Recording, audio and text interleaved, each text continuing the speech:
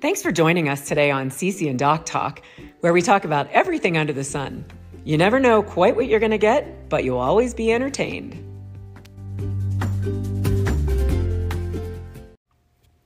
Hello and welcome to Cece and Doc Talk.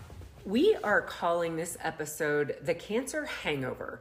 That is a term that I heard a little while back, and it refers to sort of what happens after cancer treatment is over. And in my case, it would be what happens after cancer treatment is over and you've been identified as NED, or no evidence of disease.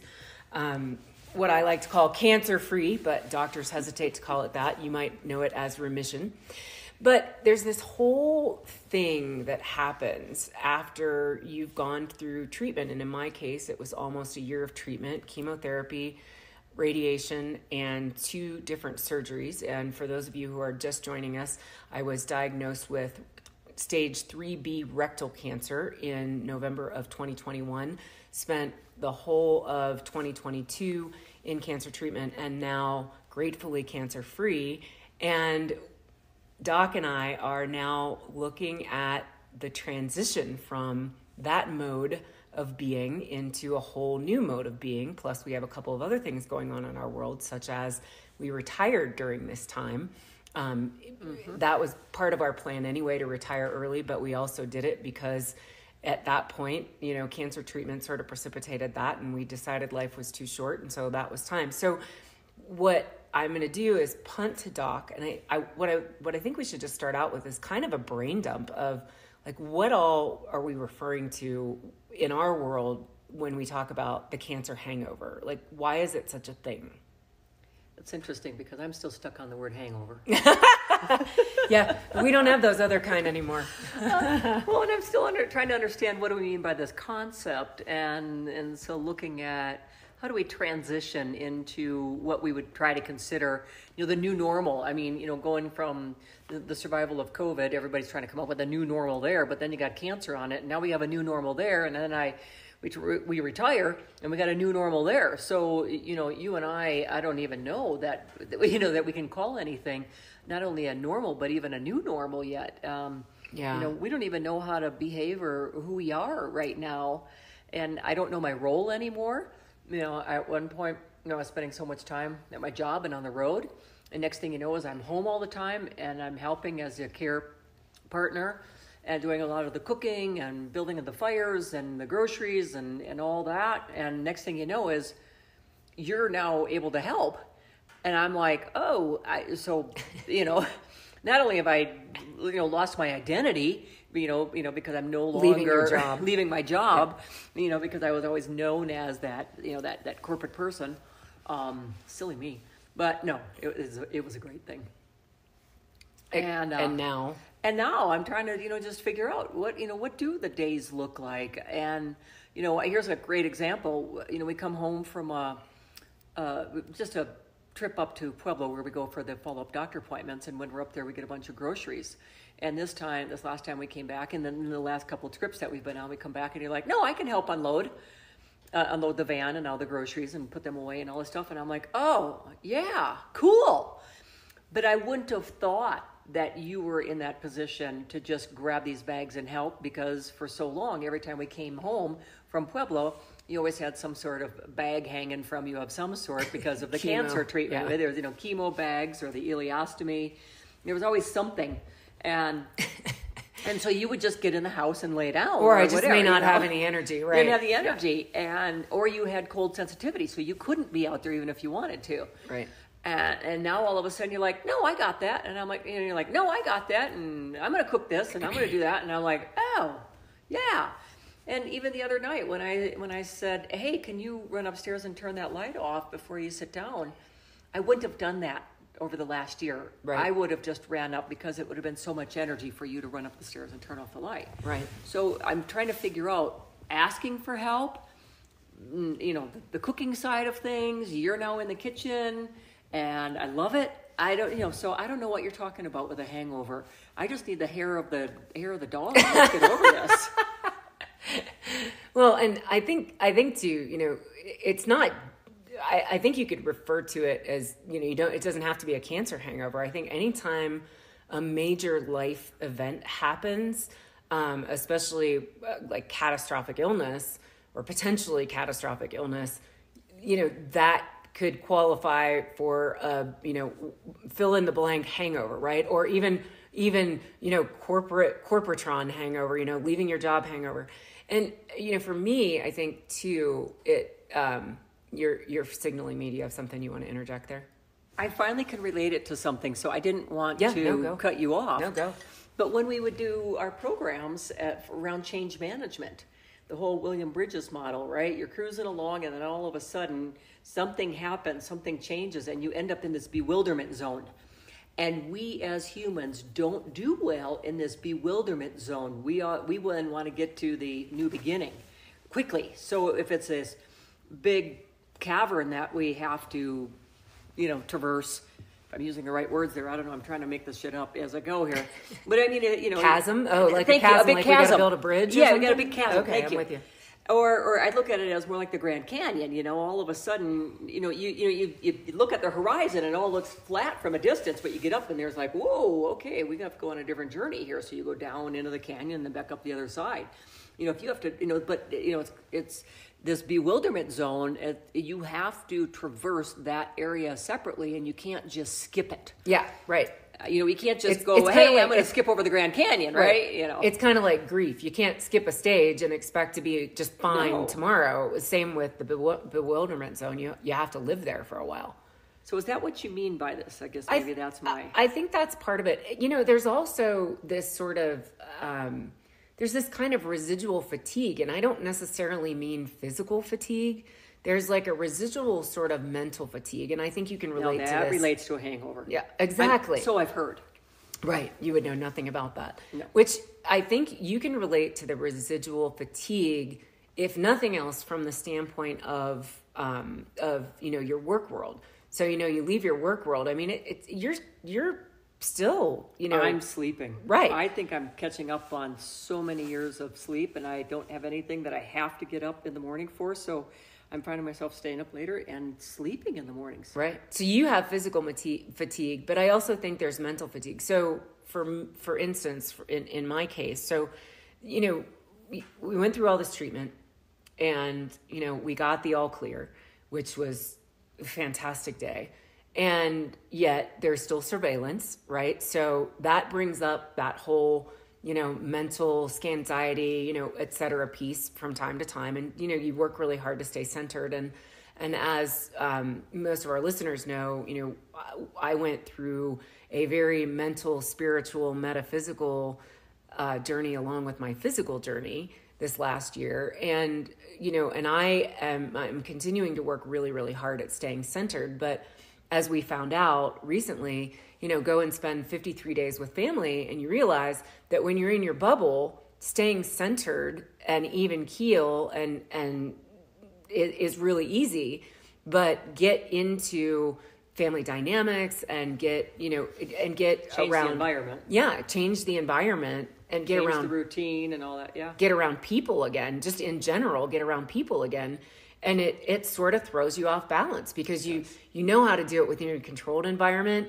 You don't know how to do it when the world's throwing things at you. And then the other piece of it for me is also, I was so looking forward to going into 2023 being like completely healthy. And by that, I mean, still recovering in the sense of, my semicolon, my last surgery, I do have LARS, lower anterior resection syndrome at the moment. Thankfully, it's not as bad as some, and it's better than others. So Schadenfreude. we're still, we're still feeling better because you're comparing to somebody else. Yeah. So, I mean, I still have residual things from cancer that my body is still figuring out.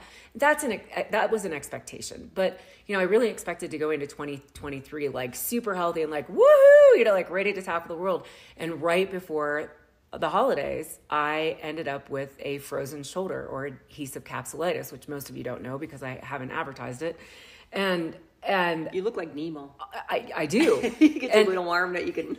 And all of a sudden, like I can't lift my arm. I can't stretch out my arm. It's painful. I can't sleep. And I'm like, holy shit, what happened to my healthy Where did year? this come from? And so all of a sudden it was like You find this yourself wave. getting angry? Yeah, a little bit. I mean, there was definitely a time at the beginning of the new year, I was like, this is not what I was expecting. I'm like really bummed about I this. did the work last year, damn it. Yeah. I'm ready to move on. And I'm fucking cured. What the hell? Yeah. So I mean, there definitely was some anger there. And I think it crops up a little bit. Like I am so used to getting in the pool and just like swimming laps without even thinking about it. And now I can't even like lift my left arm. So, now I'm doing my PT for my physical therapy for my pelvic floor and my gimpy shoulder. And I'm just like, and then it was another MRI and another X-ray. And then we also had to get new health insurance this year because we are retiring. And, we are not on Medicare yet. So that was a whole different thing. And it made that so much more challenging because we had to cover every single base because I'm still in surveillance mode. So we had to make sure that the insurance covered each doctor, et cetera. So it's just this the administrative side of this is still overwhelming. Relentless. Yeah. It is overwhelming. And I think that's the word. So, when you think of hangover, so let's talk hangover. So when you have a hangover, tell me what it's like. You're tired, you're, probably queasy, you might have a headache. You're super, you're just kind of exhausted. You question, why the heck did I do that? Exactly. You're like, why did I do that? Or what did I do last night? This is what I've heard anyway. And your whole body just, kind of goes, bleh. And so I think it has a buzz. I think it's just this whole idea of, and like you said, you don't even know your role anymore. You knew last year, you knew what to do. Right? Yep. You knew you had to take care of me. I went you knew from you had to, the corporaton to being the care partner. Right. And then all of a sudden now I have this other. Now you don't know what the fuck. I'm like, whoa. Okay. Right. And I'm trying to be busy doing nothing, but there's so much of everything that needs to be done that, now we're trying to categorize that a little bit so that I'm not floundering every day with a little to-do list and then none of it gets done. But anyway, we're figuring this out. But I think it's a one day at a time thing. Well, and I think, there are also so many things that I didn't get to do last year that now I'm, in my head, my mind and my ego tell me I have to play catch up. Run fast, get this done. And my heart and my body are like, no, you need to slow the fuck down and take one day at a time. Yeah. And then, I also think that we now have to go through a transition of communicating differently again, because, we communicated in one way before cancer. And then last year we communicated in a bit of a different way because, I had to ask. I was so much nicer to you.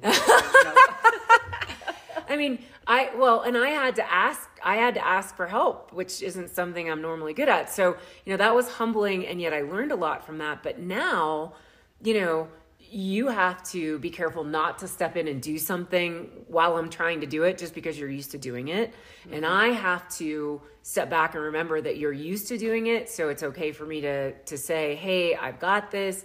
We have to settle into a new communication style.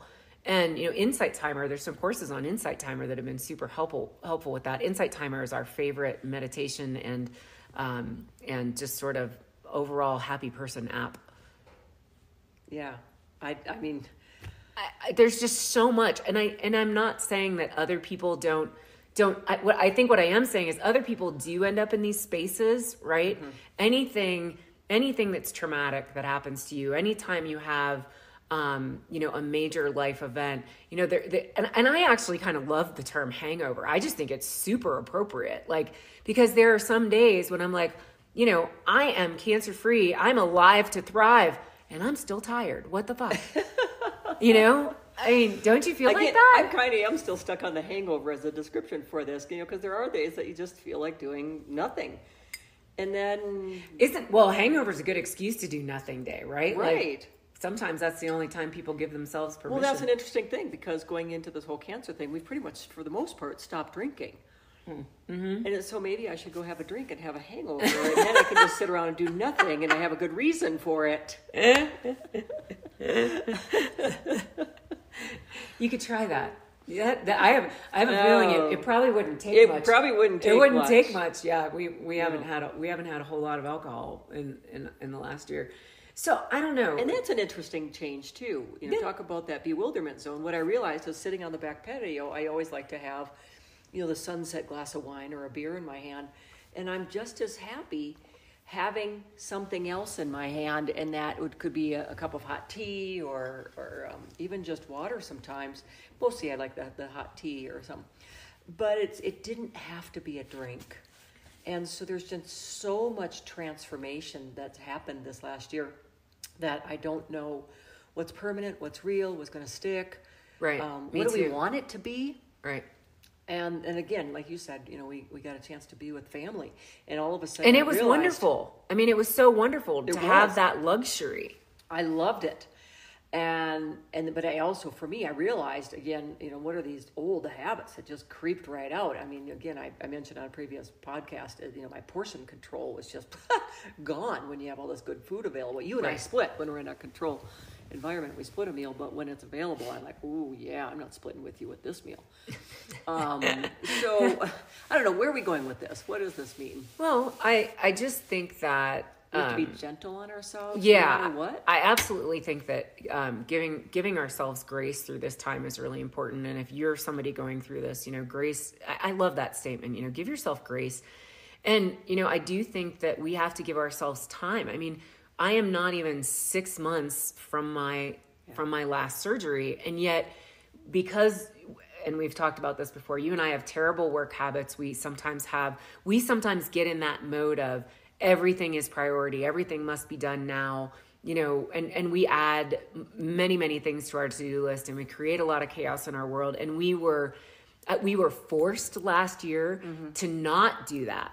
So now that we're not being forced anymore, how do we keep some of those really good habits that we developed going now into the phase where we're no longer being forced to do it, but because we want to? And I know for me, like, I just feel like I'm in such a better place now than I was pre-cancer, like mentally, emotionally. I've said before, going into cancer, I felt great. Physically, I felt great. I was in good shape. We were exercising daily, et cetera, but mentally, spiritually, metaphysically, I was probably challenged by some things, and I had some frustrations. There were some traumas, deep-seated anger that you were there were some traumas that I was working through, and even I don't know where my brain just every once in a while that chemo brain slips back in. Anyway, yeah, to your point. So there was a lot that was still kind of stirring around in my head that I needed to get past, and I feel like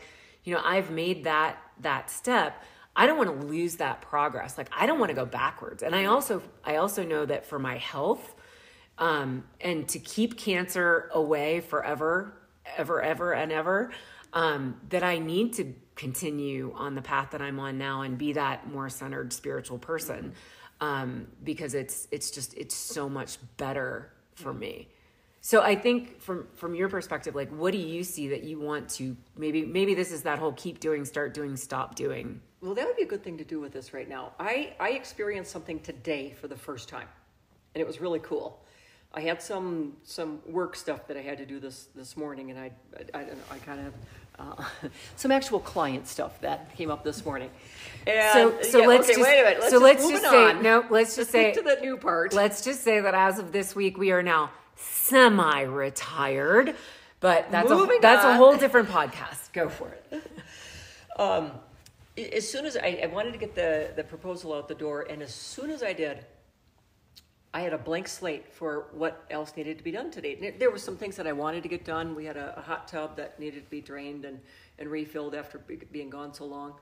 But I went out there, and it was taking longer to drain, and you were still doing things, and we needed to get a walk-in, or wanted to get a walk-in, and I went, let's get the hot tub doesn't get drained today, or doesn't get cleaned and refilled today. Oh, well. And so you kept asking me, what's on my plate today? And it was some of the first times that I'm like, nothing. I don't have anything this afternoon that's on my agenda to get done. Because we've now designated Sunday as projects day and Monday as admin day. So because we've done that, I didn't have to do any of it today. Now tomorrow and the next day might be all hell to pay as we're trying to get through all of our projects that we haven't done. And coming back after and coming back after a 53-day road trip. Yeah, over 7 weeks on the road. The re-entry and the paperwork is a little, and again. And we're thrilled to be home. Oh, I love being on the road. I love being with family, and I love being home. So so you experienced today the ability to walk away from what would normally be to-do items or things that, stay on your mind. And so you experienced the ability today to walk away and go, you know what, I can deal with that tomorrow. Like, mañana. Well, because literally we have it designated as, Sunday is project day and Monday is going to be admin day. Right. And so I'm like, nope, I don't have to do it today. Nope, that's going to happen on Monday. I don't have to start tackling that today. So I didn't feel like my energy got dispersed or spread real thin trying to get stuff done. I just allowed it to just be today. You had a few things on the agenda, and I'm like, okay, I can help with that. Sure, I can do that, And it was super nice to be in that place. Yeah. Yeah. Something else that comes to mind in terms of this cancer hangover, and I don't know, maybe the more appropriate term is, life after cancer, because it does change you, is, I'm finding myself in this space right now where there are certain creative things that I really want to be doing. Mm-hmm. And I don't want to get back into that mode of always doing the to-do list items before I do the things that really feed my soul.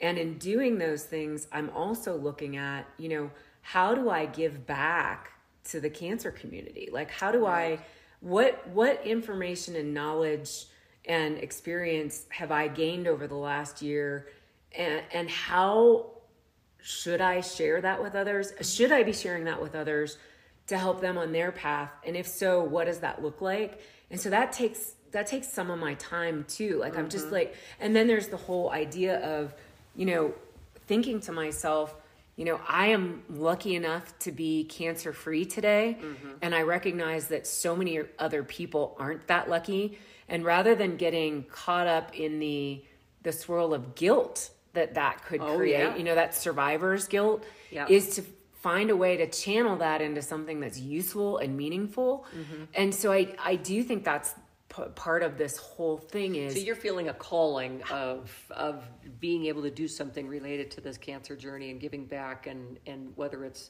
to help others, because every journey is so individualized. I am. And to recognize that. I am. Yeah. And the challenge, of course, is, what does that look like? Like, what is that? How will that manifest? And being patient. Does it need to be solved tomorrow? Well, because we're doing projects, so right, we can't. Exactly. We can't. Tomorrow's project day.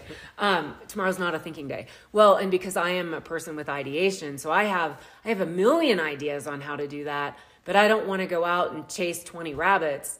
What I'd like to do is be still. 2 rabbits, both will get away. That's right. Say that one more time, because I think if you chase 2 rabbits, both will get away. Right.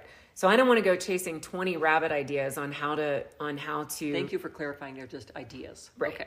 How to contribute to the cancer community or give back to the cancer community, and because what I'd rather do is be able to be still and have that answer come to me. But then there's always that part of me that goes, but if I wait too long, I'm like, if you wait too long, what? Like, so what? What? It's that mindset. It's those old habits. It's that old loop tape that you have to get rid of. And I think, because we're no longer in survival mode, which is literally what we were in all year last year, because we're in survival mode, it's so important not to go backwards. Yes. Back into, monkey mind swirl mode, and go forward into purposeful, meaningful, doing things that fulfill your soul and provide you joy mode. Well, and again, at the expense of sometimes making these a little bit longer, we did experience something this week because we had an opportunity for some client work, and next thing you know is we had to put a proposal together. And in that process, there was a little bit of anxiety that surfaced that we would then immediately just go right back into corporate behaviors. And I did experience some of that. I'm like, if I just go back into working with clients, it's a known. It's easier for me than staying over in this bewilderment zone. I'd rather be doing what I do best with clients than trying to figure out who the heck I am these days. And so Chicken. I know.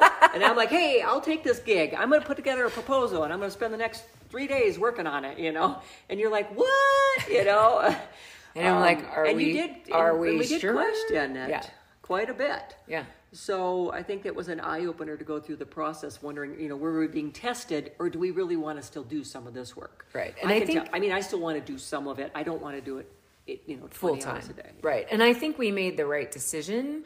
And I also think as a result of that, we did a lot of, really serious conversations and soul searching around it to make sure that we pick the clients that we want to work with and that we make it a very limited number. So like 2 is the number that we've decided to work with per year. Okay, so I have my summary for our conversation here. Sure. Is to be really aware of where there's gravitational pull in your life, pulling you towards things, and where you don't have a choice, cancer treatments, and where you do have choices, is that where you want to be pulled. And when you're being pulled and the vortex is pulling you pretty hard, such as, whatever, the client work, or, me getting in your way in the kitchen or whatever it is, to say, is this who I am? Is this the best use of my time? Is this where I want to be, spending energy? And if it's not, to be able to, do you have the freedom, at least mentally, to be the observer, to step back and go, gosh, wake up here. I can change course. Yeah. I can change course, and you are going to have to do a change course right now because you were thinking you were going into 2023 without any physical ailments and feeling good. And now your shoulder's frozen. Well, you can get a little resentful, a little anger, but all of a sudden you have to change course again right now. Right. So the gravitational pull is pulling you, but how you deal with it is then a choice. Right. So yeah, absolutely. I think that was very eloquently put, and I think that's a good note to end on. We really do choose our attitude, but life is all about choices, as Doc is so famous for saying. Life is about choices. Yeah, the definition of life is choices. And every day we have choices to make. And last year, or the meaning of life. Meaning of life is choices, right? Choices. Last year we chose life. And this year, I'm going to continue to choose life. Yay! I'm excited. and we're also going to choose ourselves, and we're going to choose joy, and we're going to choose.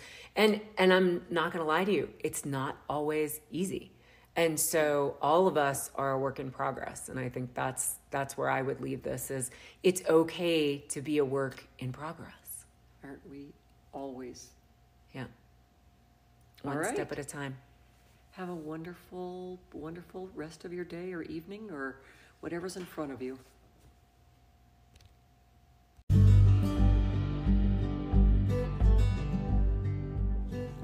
Thanks for tuning in to CC and Doc Talk. We'd love for you to follow us on social media at CC and Doc. That's CCNDOC. And you can visit our website at ccanddoc.com. We also take monthly donations to support this broadcast if you're so inclined. We'd love to hear your comments, suggestions, and questions, and we'll do our best to respond. Thanks, and have a fantabulous day.